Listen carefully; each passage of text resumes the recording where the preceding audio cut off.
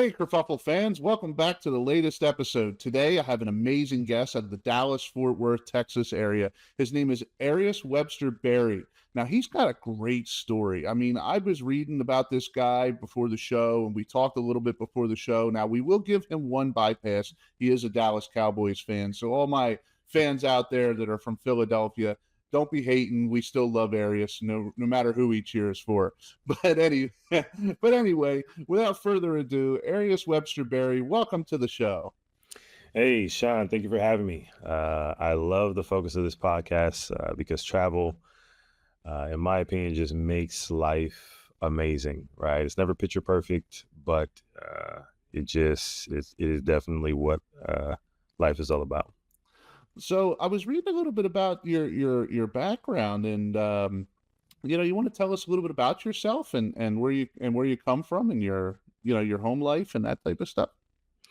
Yeah, Arias WebsterBerry. I'm an entrepreneur, an author, a speaker, systems builder, a digital marketer, as you said, a Cowboys fan.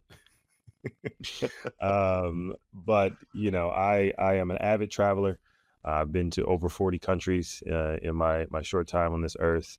Before all the passports and the boarding passes, one of my biggest issues was I had to survive instability. So by the time I was 18, I had lived in more than a dozen homes. I lost my father around the age of 14. At one point, both of my parents were incarcerated. Saying all those things, I didn't grow up with a lot of stability. And because of that, I had to build it. And that's one of the reasons why in my agency and my different businesses, I really focus on systems that really became my superpower. Those systems, they gave me the stability that I didn't have growing up. And they've allowed me to run my businesses and, explore the world. Traveling has been kind of my reward for all of the resilience and kind of a reminder of the messiness of the journey. And that's what makes it magic. So you had a pretty rough upbringing, but you've gone to like bigger and better things in your life, and you're kind of like a dream come true story. The way that life was set up against you, you were set up to fail. Hmm. And really, at this point in your life, you're successful. You're a world traveler. You own a business. You're an author and stuff like that. And I'm interested. You want to tell us a little bit about your book? Yeah, Content Cannon, actually sitting over here in the background. Content Cannon is actually a part of my launch ignition system. It's one of the 9 steps. But I run a digital marketing agency. We have hundreds of clients all over the country, and one of the things that I noticed is a lot of entrepreneurs, even our clients, have a really, really hard time creating content. They have a hard time setting aside time. They have a hard time figuring out how to set up the camera and their lighting. They have a hard time figuring out what to talk about. And between all those different hardships, typically it just doesn't get done. And even me owning a digital marketing agency, sometimes I'm the same. I get really busy and I get flustered with the whole process of doing this thing. So I came up with Content Cannon as a way to take all of the things that we've learned working with, at this point, thousands of entrepreneurs over the 9 years we've had the agency, and put the best practices into one easy to follow guide. It's like 100 pages. It's not long, but it's how you can create a whole month's worth of content for your business in just one day. We give you a roadmap, give you actionable steps to make it easy. Oh, wow. So, like, would you care to, share an example of, like, let's say you're working with an HVAC company. How would they set up, a month's worth of content for you to run as an agency? Sure. So one of the things is taking one topic, kind of one big topic, what we call a content keystone. We try to come up with one big topic. There's obviously, especially in HVAC, there's a whole bunch of different things that you do. Whether it's heating, whether it's AC, whether it's kind of the inner working and the plumbing and kind of cleaning your air ducts and blah blah blah blah. Right? Take one big idea and then try to break that down into smaller pieces. So maybe that one big idea has 3 to 5 points, and take those points and kind of make, what we would want to do is build a big script. and then have you record those things in various areas. And then also just do some what we call B-roll. So having some shots of you out on the job, you maybe up in an attic, checking an air duct, or you checking an AC unit outside, just all of that B-roll, and do all those things in one day, right? And then for us, you would give it to us, and then our editors go ahead and edit it. But that's kind of the concept, is having a plan, starting with one particular topic, having multiple points, and then running through it all in maybe 3-4 hours, and then you're done. Well, if you edit it yourself, well, you got a little bit more work to do. But if at our agency, you're done, you hand it to us, we take care of the rest. So what made you get into marketing and digital marketing? Have you always had a love for computers and the internet, or is it just something you kind of came upon, or is it an interest, or? That's actually an interesting story. So all the hardship and stuff in my formative years, I ended up getting into um, the entertainment space. I became a marketer for musicians, and then I got that led me to doing promotions in nightclubs. And from nightclubs, I went to really small concerts, and then I got into medium-sized concerts, and then eventually festivals. So largest event being at the Los Angeles Sports Arena, Wow. 17,000 people. I was an executive producer. Grammy award-winning artists like Janelle Monáe, Common, Ludacris, Mixmaster Mike from the Beastie Boys, and a whole bunch of other very talented people. Um, and that was where I really got the chance to do marketing on a big scale for the first time. I worked with radio stations. I work with TV stations to do commercials. I work with outdoor advertisers for billboards, and I had like 2 or 3 street teams going around LA, putting up posters and handing out flyers, right? And just organizing all of that stuff. I had never done it to that level. And I just realized that I remember I was standing on stage in between acts, looking out at 17,000 people looking back at me, and realizing that this idea that came out of my head and a conversation with one other guy has turned into all this marketing and all these, amazing celebrities flying in from all over the place, and 17,000 people looking back at me because of the marketing that we did. And that Wow. was the moment that I was like, hey, I'm kind of good at this. I wonder if, without all the agents and all the chaos of the entertainment, can I just do this? Can I take ideas, put them out into the world, and help other people latch onto that and take action? So you're kind of like self-taught, or did you go to college for this, or a lot Yeah, of it on hands-on, or? that's the interesting part. So again, hardship. So my freshman year of college, my mom was involved with a domestic violence situation, and she actually ended up going to jail as a result. She was not the aggressor, but once it all shook out, she ended up having to serve some time. So my father's already passed at this time, so my financial base is gone. My mom can't support me. We don't have a home. I don't have a car. I've got to find a job. So college was not important at the time, needless to say. I need to figure out how I was going to live and eat. So I ended up dropping out of college, and I never went back. But I still had the entrepreneurial bug. I still wanted to achieve things. I still knew that I needed to be educated. So I have been on a endless quest to learn things. Most of everything that I've learned is self-taught. I did have the benefit of going and working at a very large digital marketing firm when I moved back to Dallas from California. That's where I got my formal training as a digital marketer. I learned, at that time it was called Google AdWords. I learned account management and sales, and all the various things, and eventually struck out on my own. Wow, I mean, that's really cool. I mean, with so much going on and stuff, you had to have a mentor. Like, was somebody like, did somebody mentor you, or is it kind of just like, were there multiple people that maybe had touched your life in this line of work, or is it something you kind of just slugged through by yourself? I wouldn't say in my particular line of work, but I definitely have had several mentors. I've been fortunate to be around some amazing entrepreneurs over the couple of decades I've been at this. Some of them, one in particular is worth over $300 million. He's in real estate, and he owns a couple of very large hotels. Um, and I've learned a lot from him. Another who was not as accomplished, but what he lacked in financial accomplishment, he definitely made up for in chutzpah and in just being a genuine person and teaching me um, the ABCs, one, two, threes of entrepreneurship and integrity.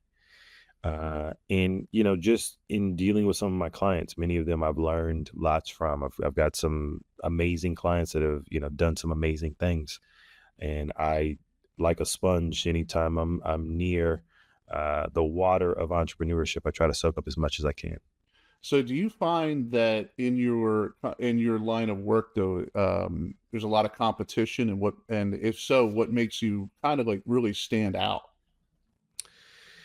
Yeah, I mean, I I was on TikTok yesterday, and I just searched digital marketing, and I mean, it was just an endless stream of 19 and 20-year-olds saying that they're in digital marketing and they're making $50,000 a month, right? You throw a rock in any direction and you'll hit a marketer, a quote unquote marketer. So there's tons of competition because of the nature of my business. Really, all you need is an internet connection and a laptop and a camera, and you can make all kinds of claims, whether they're true or not. Yeah. Who knows? So, one of the things that separates us from a lot of so-called marketers or digital marketing agencies is one, we have a huge team, right? We've got over 27 employees that in various departments, but we're also full service. So it's not just me in my basement or this room. We have graphic designers, we have a 5-person video editing team, we have a public relations department, we have web developers, app developers, an army of project managers to keep all the trains running on time, and a whole lot of different people that really make this all come together, as well as an ad buying team. And when you take all those people and you put them together, that allows us to execute very complex, multi-state, multinational campaigns for various companies, from hotel chains to mom and pop, convenience stores.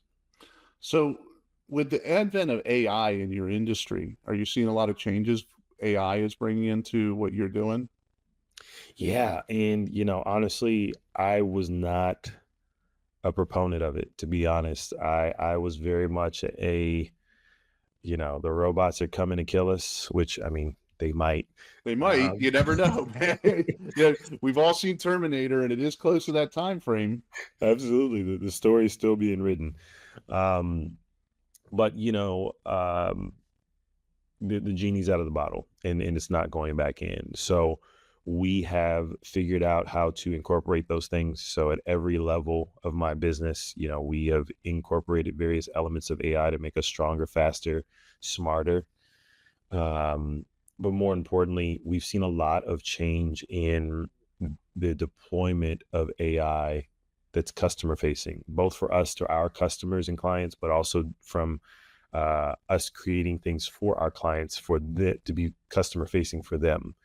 And it's it's an exciting time. It's never been easier for an entrepreneur to deploy things in completely and utterly revolutionize their business. Right. So, is there any difficulties with AI coming into it? Do you see that there's maybe a cutback in a certain type of work, but another type of work will pick up because of AI? Or how do you see, the negative part of AI coming into play? Yeah, there's a lot of negatives. I've been predicting this, but I believe that in the next 4 to 5 years, I think that you're going to see about a 40 to 60% reduction in the U.S. workforce. I believe that the vast majority of soft skill jobs are going to evaporate. I believe that 5 years after that, you're going to see another 20% reduction in manual labor jobs with the advent of robots and AIs optical processing and spatial processing abilities, a lot of people are going to be out of jobs. In the short term, there's going to be lots of jobs training AI and building it and kind of optimizing it and making it better. But in the long term, ultimately, a lot of people are going to be in a bad way. And that's just no gloom and doom. I'm just being honest about what I'm Yeah. seeing. Uh, Um, but, beside that, I believe that um, there's a window for people like me and my team who understand these things, that are early adopters, that have figured out how to implement them into our workflow, how to make us faster, more efficient, and more valuable to our customers.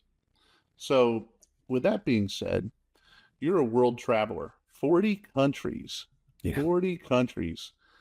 What did you just get the travel bug? Or, I mean, 40 countries is a lot. Most people haven't even been to 40 states in the United States, let alone 40 countries. Is it always been something for you, like the travel bug? Um, yeah, shortly after a lot of the hardship that I talked about early, um, with the promotion thing, I found some financial success, and I'm young, and I'm making hundreds of thousands of dollars, which I thought I was king of the world at the time. So I spent money really quick and real fast, and a lot of that went to travel. I got my passport, and I want to say that the thing that really got me into it is the fact that I lived in San Diego, and the great thing about San Diego is it's like 20 minutes to get to Mexico. So when I was in high school, when I was early adulthood, we could just walk across the border, and you're in a different country, and you had this portal to a mass, because I mean Mexico's huge. Yeah. And just realizing as soon as you stepped over the border how different things were, the culture, the food, the smells, the nightlife, the restaurants, everything was different. And it's like going through a portal. I mean, you step back on this side, and then you're back to what you already know.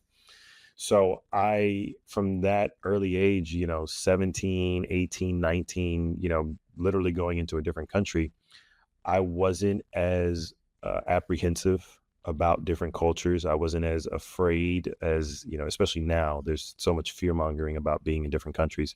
I was really, really uh, just open, wide eyed about different cultures. And I had a little money in my pocket. So I'd hop a flight, and the Caribbean makes it very easy to get to a lot of places quickly. So the Caribbean is beautiful. I've been to so many islands in the Caribbean. I absolutely love the U.S. Virgin Islands. I think they're Mhm. beautiful. Yeah. We went to Roatan. We've been all over the place. What's your favorite? My favorite. That's tough. The U.S. Virgin Islands are amazing. Um, um, the Bahamas and all the little islands over there are also, Um, crystal clear waters. I don't know, maybe, as odd as it sounds, I want to say a year or two ago, we went to Cuba, and there's just something special about Cuba. Um, the people are just extremely hardworking. They've got integrity. They're just built of tough stuff. They do not have all the creature comforts that we have here, but they just press on. And a lot of the country is still, relatively undeveloped. And the beaches are awesome. They're quiet. The people work hard. We had a good time in in Cuba. isn't there like a lot of old classic cars in Cuba too? Like, Yes. Yeah, there are not the newest cars that they have are from the late 90s, early 2000s.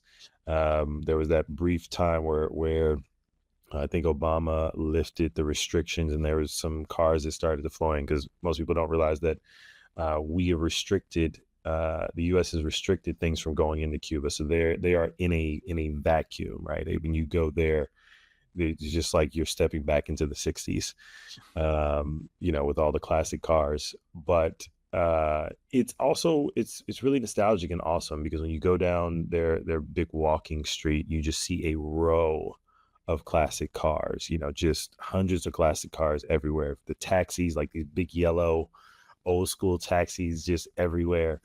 And these bright green and pink and purple colors of these classic Cadillacs and stuff like that. So it's pretty cool. And what's the food like? Well, now that's a different story. So I can't. I'm not gonna lie. The food in Cuba was not the best, and that is because of two. Well, there's kind of two sides to it. So because of their economic issues, everyone operates on a ration system. So the government actually gives them food. They just kind of every citizen gets a package every month. So there's a shortage for most people. But if you're wealthy, like every American that goes to Cuba is wealthy in their money, you go to their nicer restaurants, well, then, oh wow, delicious. But if you just go to a regular low end restaurant, well, then there is a clear lack of resources and flavor. And not to poke fun at their plight, but it's sobering, to realize that I remember specifically we went to the number one restaurant in Cuba in the entire country. And we walked up and I thought we were in the wrong place. There was a guy sitting outside on a stool in a red Nike t-shirt. And the sign said the thing. And then we go, he says, "Are you here for such and such?" I said, "Yeah." He goes, "Up there, third floor." I said, "Okay." We walk up the steps and there's bullet holes in the wall. Oh my word. Yes, and I told my girlfriend, I was like, "Those are bullet holes." She says, "Are you sure? Maybe that's like a painting that was." I said, "No, that is automatic. Those are that cluster of holes in the wall. That's automatic weapon fire in there." She's like, "Oh, okay." We walk up the steps, and then we just hear this soft music, and they said, "Oh, hello, welcome to. Do you have a reservation?" "Yes, we do." And then they open up these glass doors, and we're on this rooftop looking out over the city. And they pull out the chair and they put the napkin, and and it was an amazing experience. But that's the dichotomy, right, between the haves and the have-nots in Cuba. Isn't Cuba like really hard to get to Americans? I mean, I'm in my 40s, Mhm. late 40s, and growing up, we always knew growing up you couldn't go to Cuba. There was an embargo, and there was no traveling there. But you're now like the third person that I've talked to that has been to Cuba in the past, say 10 years or so. But is Mhm. it hard for us to get there? With this current administration, I don't know if they've made any changes. Currently, it is not. Again, this was maybe 1 or 2 years ago when I went. So I mean, you can book a flight. We coming out of Dallas, we went into I think Tampa. I think we flew into Tampa and then out of Tampa into Cuba. There is some extra procedural stuff. You do need to fill out some extra forms. The biggest thing is because of the U.S. relationship with Cuba, we do not support the U.S. government is explicitly not supporting the Cuban government. That is not changed. But if you're going to Cuba, you can go if you are going to support the Cuban people. So when you fill out your documents, you have to make sure that you put that in there, that you are not affiliating with, giving money to, or in any way associating with the Cuban government, but you're there to support the Cuban people. And that's what you put in your documents. If anyone asks you why you're there, if you come back to the States and they say, "What were you doing in Cuba?" You say, "I was there to support the Cuban people." And that's a big thing because the government owns everything in Cuba. So when you go to the beaches, you see these huge high-rise hotels, like beautiful, brand new high-rise hotels. You're just like, "Oh, I thought Cuba was poor." You're just like, "Man, wow, this looks like Miami," right? But all of those hotels are owned by the government, right? So as a Ah. U.S. citizen, you can't stay in these fancy hotels. You have to stay in what they call a casa particular, and that is basically like Airbnb. So if me and my family have a home, we get a license from the government, and they say, "Hey, you can basically do Airbnb. You can have a casa particular. So as a U.S. citizen, if I go there, I have to stay in a casa particular. I have to kind of register, and that's me supporting the Cuban people instead of the Cuban government with all these Ah, fancy high rises, right? So it's not hard to get there, but there's some procedural stuff. And then the other issue, and this is probably the biggest thing that if you're planning to go to Cuba, you need to know. Um, our since we don't do business with the Cuban government, our credit cards, our debit cards don't work there. oh, wow, I Yeah, didn't know that. yeah. So, huh, how does that work? Well, you have to go in with cash. So whatever money you take with you is what you have. So you have to make sure that you take enough with you. And then when you go, you have to convert your money.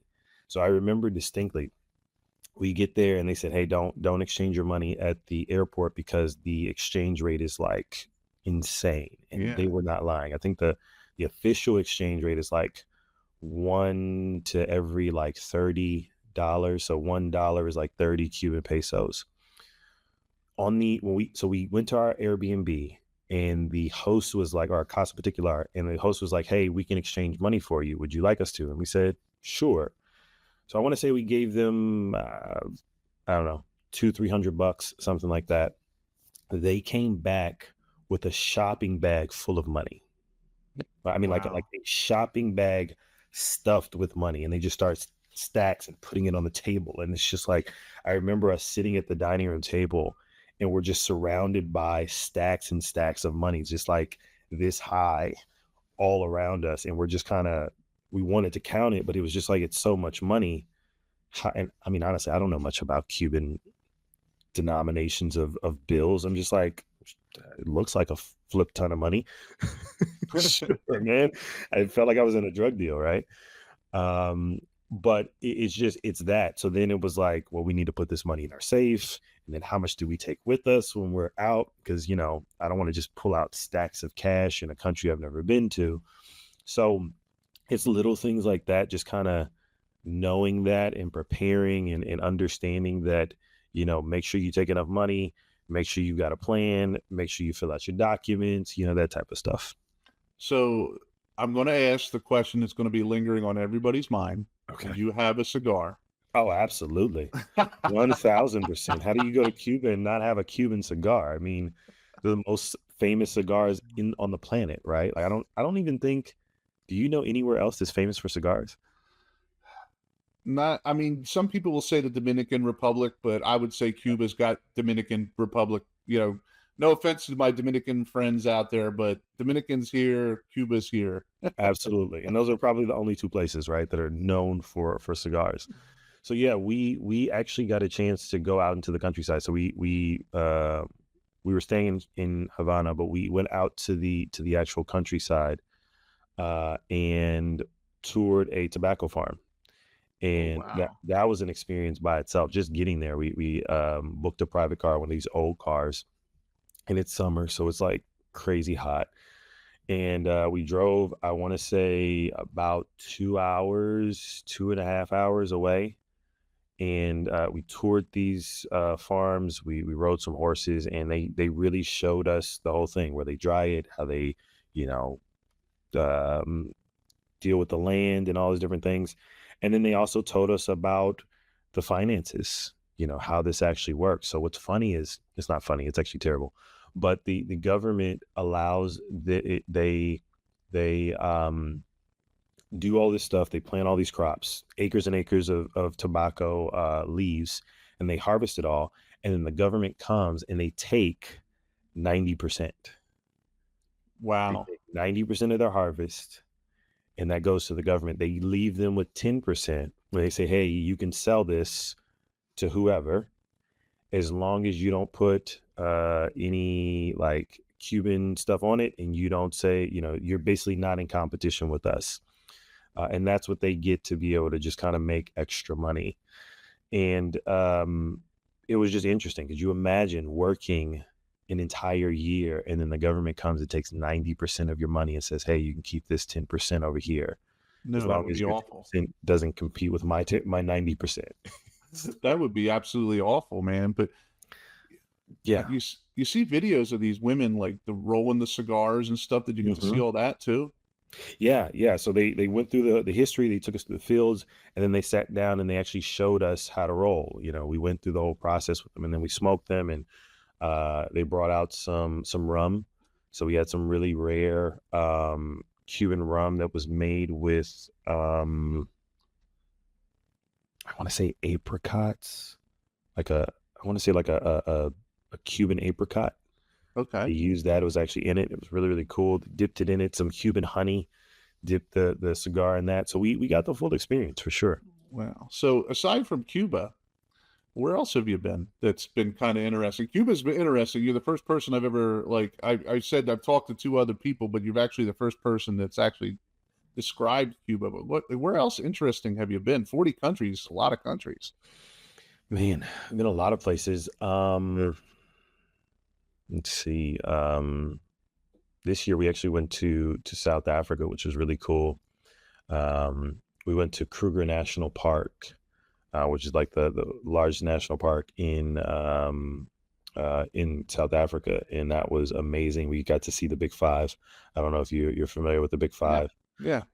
but we saw all of them um, on our safari there, and that was just magical. Rhinos and just I remember us kind of creeping along a street and just watching two female lions just walking through the middle of the street, just kind of sauntering about. They were hunting, but I remember telling my grandmother, she's like, "You mean they were just out?" She was like, "Were you behind a fence?" I said, "No, we were just sitting in a truck, like at the top of a truck, like they like it's a raised truck." She was like, "So they could have like jumped into the truck?" I said, "I mean, guess technically." She's like, "Oh no, hell no. There's no way. You're out of your mind."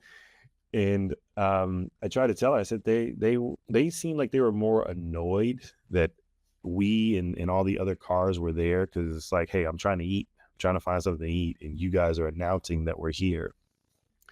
So Kruger National Park was awesome. We went to wine country in South Africa.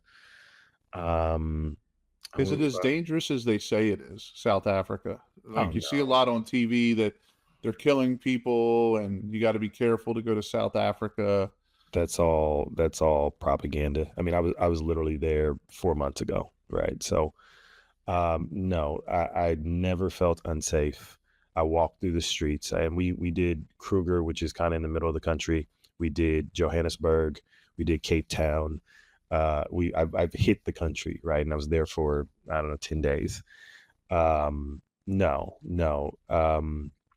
Walking through downtown, walking through random streets, walking into different shops, eating in random spots. We're like, oh, that looks good. I wonder what that tastes like. I never felt unsafe. I never had anyone approach me, be violent in any way. Um, so the people, again, hardworking. They're just trying to get by. Just like here. There are lots of places here where, yeah, Right, right. you know, I wouldn't recommend walking around with a nice watch on, and flashing cash. But I didn't get any of that there. Beautiful people, amazing views. I mean, I remember we were at the Four Seasons, and just all of these trees in multiple colors, and there's like a zoo that you could see from the restaurant that we were sitting at the restaurant, and I could see like an elephant walking in the zoo, and it was just like, this is wild, like this is real life. Just absolutely gorgeous. And then some of the ocean views and the mountain views, and just the weather is amazing. So no, man, it was amazing, and I recommend anybody go. So have you ever been to Europe? Yes, I was literally just there this not this week, the weekend before last. We flew into London, went down to Portsmouth, and then we hopped a Virgin cruise and went to Bordeaux, France. We went to Bruges in Belgium, and then we also went to Amsterdam, New Amsterdam, Amsterdam. Um, was the area we went to? We went to this club called Moulin Rouge. I won't talk about that here, but Google it if you get a chance. Uh, it was definitely a memorable one for sure. I can tell you what, a lot of people say a lot of bad things about London, but my experiences in London have always been positive. I always really liked that city. It's a very walkable, very friendly city. Hmm. So much history, and I'm a history geek. So I can sit there and look at history all day long, and you could literally spend a lifetime in London, and some people do, just looking at all the historical stuff. Yeah, London. Whenever we fly through New York.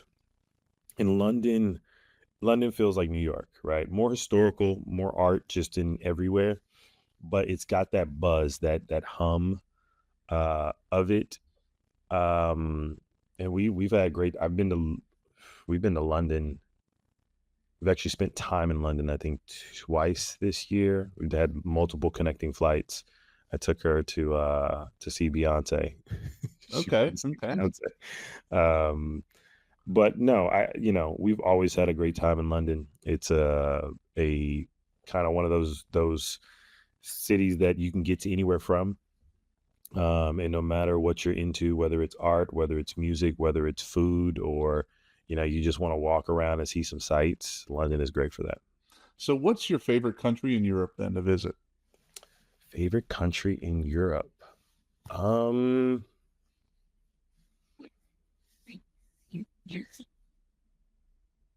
Probably Greece. Oh, okay, okay. Yeah, we went into Greece, we flew into Athens, and then we went to Creta or Crete. Crete's the largest of 6,000. I didn't know this until we got there. 6,000 islands and islets in Greece. Massive, massive island, right? I think there's like 3, 4 major cities on this island, and it was something out of a James Bond movie. We flew in to Athens, and then we took another flight to Crete. I think Hania, and then we rented a car and we drove to a small little town, and it was maybe an hour and a half, 2 hours away. And I'm driving, and we're just kind of windy roads, and it's just like mountains and ocean, right? 1 lane, 2 lane roads on the side of a mountain, and all you see is water. And I was thinking, man, I wish I was in an Aston Martin, just taking all of these curves like James Bond. That's what it looked like. It was In the so suit, in the suit, you have to have the suit. exactly, exactly. And I maybe stop somewhere and some, beautiful woman walks out, and helps with the gas. So, um, yeah, man, it was really interesting. And one of the weirdest things, we were there in the off season, and I remember distinctly that there were no black people. There were no black people. There was like none. I think we saw one black person. We saw a couple in Athens, but in Crete, we saw one black person in the state. I mean, the city that we were staying in, and we saw her for like 15 seconds. She was passing us. She had on a University of Hawaii sweater. And by the time we were like, oh, wow, a black person. And then we turned around and she had turned the corner. And I was like, all right, we didn't see anybody else until we got back to Athens.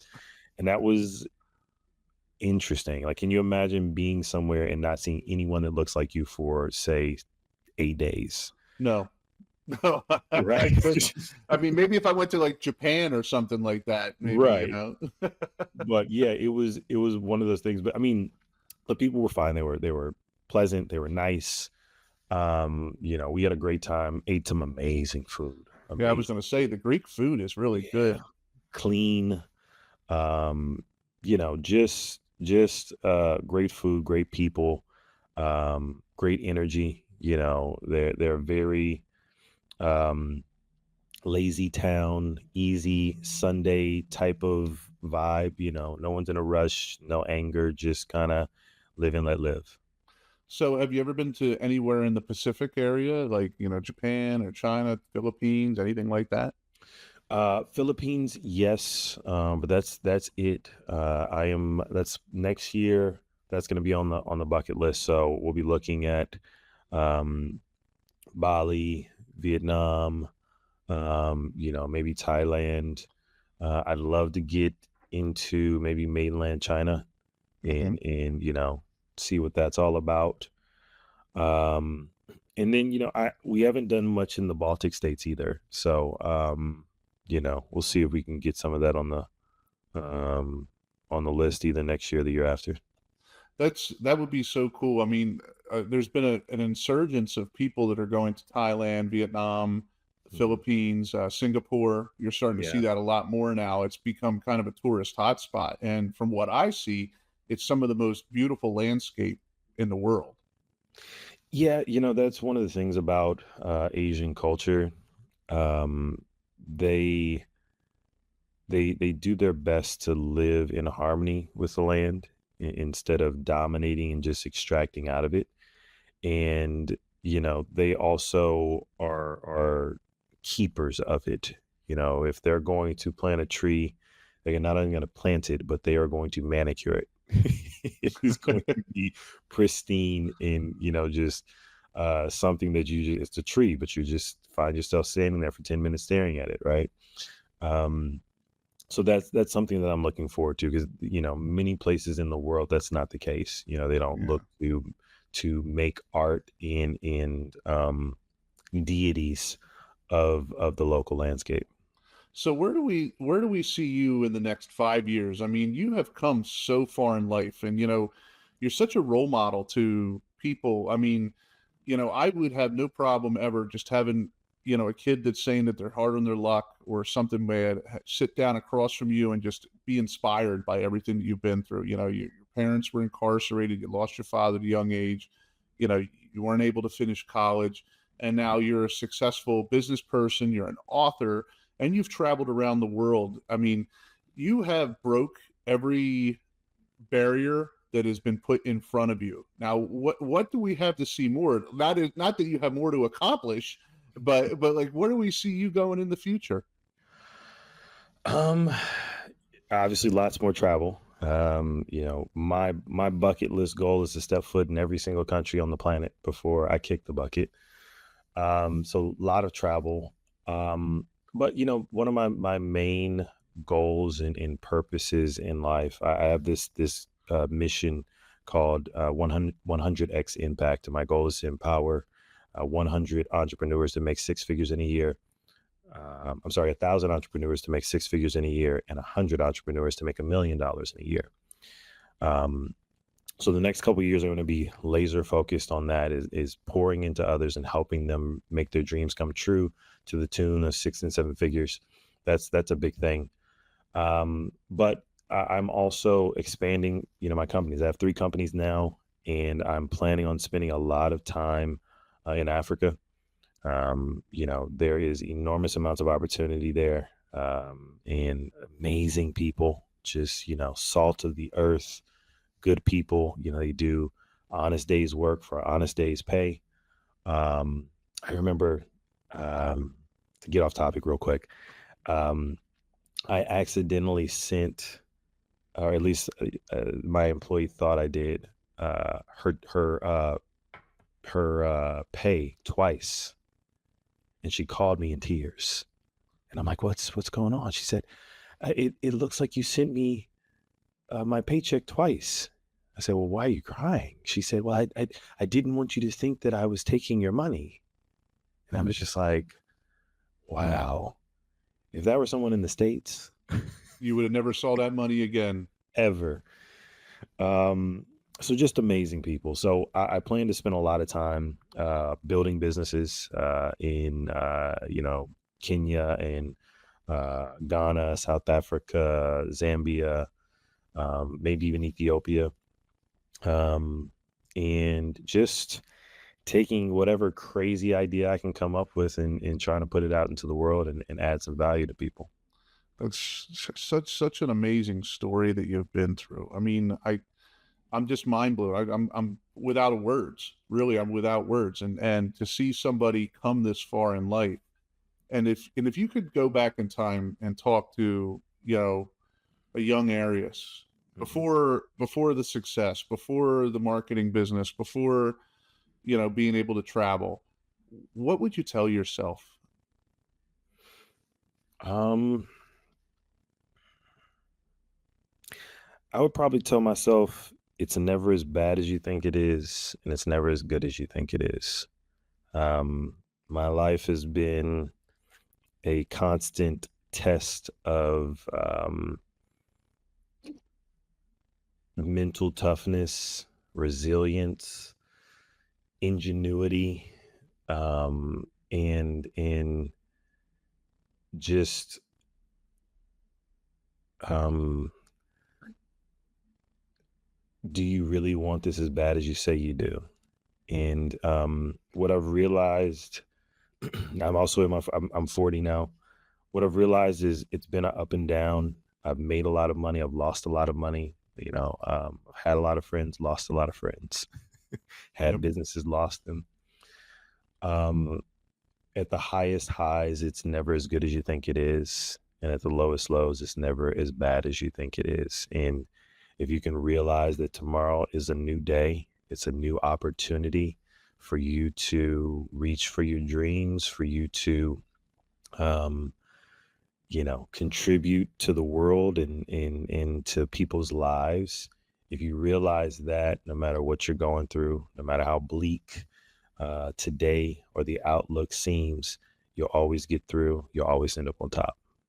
Yeah, it's really, take one day at a time. You got to take one Mhm. day at a time, man, because people spend too much time worrying about what's going to happen a year from now, but look at the problem in front of you, or look at not even the problem, look at what you got going on in front of you and count your blessings. Because what do they say? The cemetery is full of people that were pushing their dreams off till tomorrow or something like that. Mhm. Yeah, the cemetery is full of amazing ideas. So, and we're wrapping it up. I have one last question for you.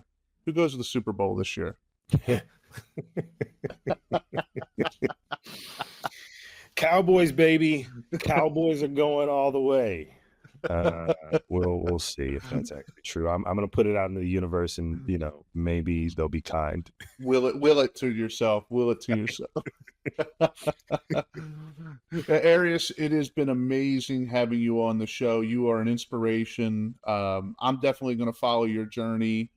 You've inspired me just even on this podcast and the couple minutes we spent before talking. You seem like the type of guy that young guys and girls need to look up to and reach out to. And if you're listening to this podcast, I'd like you to reach out to Arias, and see if maybe you could do business with him. And by the way, Arias, where are some places that we can find you online? Yeah, I am not hard to find. So all of my socials, all my businesses, all those different things are at ariaswebsterberry.com. If you see it on the screen, Arias, Webster like the dictionary, and then BERRY.com. It's really long, I know. If you can't type all that in, just type in Arias WebsterBerry in the search and all the stuff will come up. On socials, it's just Arias Web on most of them. But if you need marketing, my agency will sit and talk with you. I can't promise that we'll make you a millionaire or anything, but I can promise you a conversation. Just look up WebsterBerry Marketing or WebsterBerryMarketing.com, and we'll be more than to see what we can do. And where can somebody, if they're interested in picking up your book, where can we get your book at? Sure. Content Canon is available in Barnes and Noble. It's available on Amazon, Google Books, and all major retailers. So, Arias, again, thank you very much for being on today's show. Really loved having you. And this has been probably one of the best podcasts I've been on in a long time. I really appreciate you. Well, that means the world to me, Sean. Thank you for having me. So, if you like what you saw, make sure to like, share, and subscribe, and click that notification bell below and follow us along on our journey. And if you like what Arias has to say, or you like what Arias is about, reach out to him and see if you can connect with him and his marketing company and follow him on their journey. You can also follow us we're on Amazon, we're on iTunes, we're on Spotify, we're on everywhere that the podcast space is. We're also on Facebook, Instagram, and Rumble. And until next time, have fun storming the castle.